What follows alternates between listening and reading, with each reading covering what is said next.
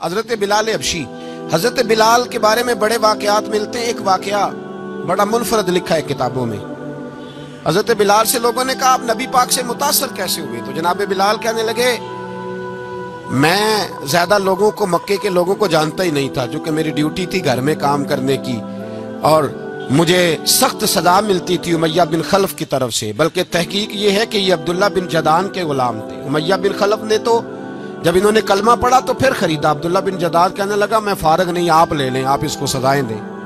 تو کہتے میں ان کے گھر میں ہوتا تھا تو میں تو زیادہ لوگوں کو جانتا ہی نہیں تھا، کبھی مجھے موقع ہی نہیں ملا تھا باہر نکلنے کا، ہماری غلاموں کی کوئی زندگی نہیں ہوتی تھی۔ حضرت بلال کہتے ہیں میں ایک دن مجھے بخار چڑھ گیا بڑا تیز، میں لوگوں کو جانتا نہیں تھا۔ فرماتے مجھے تیز بخار چڑھ گیا تو ٹھنڈ بڑی سخت تھی، میرے مالک نے مجھے کئی کلو جوں دیے پیسنے کو چکی پہ۔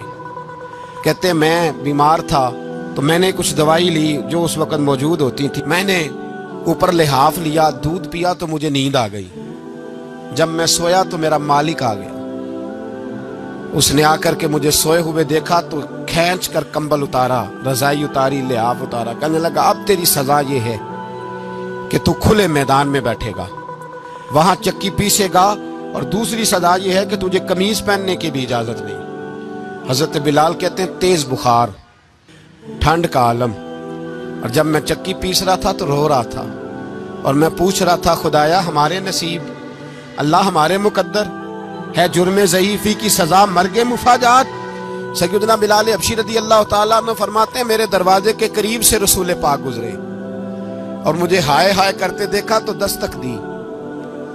میں نے کہا کون ہے؟ دروازہ کھلے آ جاؤ۔ محبوب اندر آئے تو پوچھنے لگے کیوں رو رہے ہو؟ میں نے کہا جاؤ اپنا کام کرو، یہاں دکھ سارے پوچھتے ہیں مداوا کوئی نہیں کرتا، یہاں باتیں سارے سنتے ہیں، یہاں تقریریں سارے کرتے ہیں، حقوق غریباں پر بات سارے کرتے ہیں، مداوا کوئی نہیں کرتا، جاؤ اپنا کام کرو۔ کہتے ہیں میں نے سخت جملے کہے معاذ اللہ، حضور چلے گئے، اور جب حضور جا رہے تھے تو میں کہہ رہا تھا بس جا رہے ہو نا، میں نے پہلے ہی کہا تھا جاؤ۔ کہتے ہیں قربان جاؤں، تھوڑی دیر گزری تو اللہ کے رسول کے ہاتھ میں گرم دودھ کا پیالہ تھا، کھجوریں تھی، حضور تشریف لائے اور کریم رسول نے مجھے کھجوریں دی، دودھ پلایا اور کہا چل جا کمبل میں بیٹھ جا۔ تو میں نے کہا چکی کون پیسے گا، وہ تو بڑا مارے گا۔ کہتے ہیں لوگو اس نبی کا میلاد اور معراج بھول نہ جانا، اس رسول پاک کی محبتوں میں کمی نہ آنے دینا، اس محبوب کا نعرہ ساری دنیا میں لگا دینا۔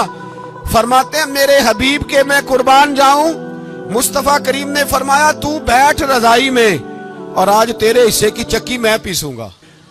کہتے ہیں ساری رات حضور چکی پیستے رہے، ساری رات۔ سویرے میں اٹھا اور میرے حبیب پاک نے مجھے وہ سارا کچھ دیا اور خود چلے گئے۔ اگلی رات پھر آئی تو حضور پھر آ گئے، مجھے پھر رضائی میں لٹایا، دودھ پلایا اور ساری رات چکی پیسی۔ کہتے ہیں بس تیسرے دن حضور چکی پیس کے جانے لگے تو میں نے قدم تھام لیے، میں نے کہا حبیبہ دنیا ساری جھوٹ بولتی ہے، زمانہ سارا غلط کہتا ہے، جو غلاموں کے حصے کا کام کرے وہ اللہ کا سچا رسول ہوا کرتا ہے۔